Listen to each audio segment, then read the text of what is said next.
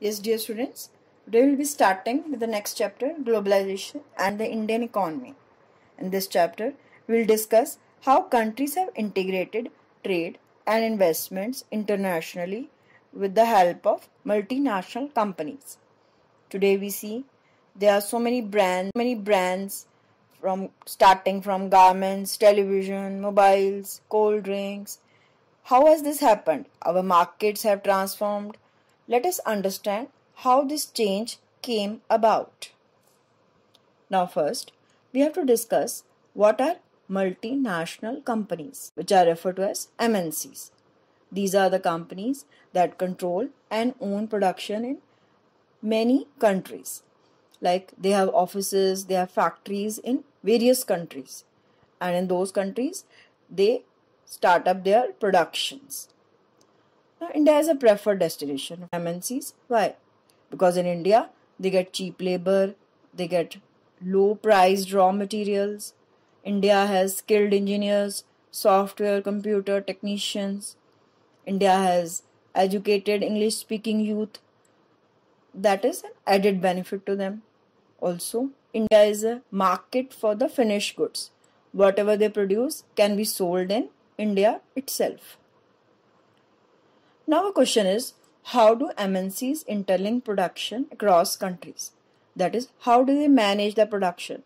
What is the method by which they do their production across countries? There are three ways mainly. First is, MNCs set up production jointly with the help of local companies. A kind of collaboration, a kind of partnership. Like for example, Maruti Suzuki, you all know Maruti is Indian company, Suzuki is Japanese company. What is the benefit to the local company? The local company gets money for investment, they can purchase new machines, the production will become fast. Then MNCs bring with them latest technology which was otherwise not possible. So this is how MNCs set up production jointly and it benefits the local company. Now the second point, that is MNCs can invest to buy up local companies.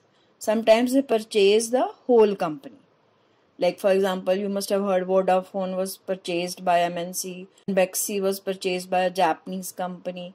So they can purchase the local company because they are quite wealthy, they can do so. The example which is given in your book is of Parekh Foods. Parekh Foods is a local company which was purchased by MNC, American MNC Cargill Foods. The MNC was benefited because it got a ready-made marketing network. You can write any other example also.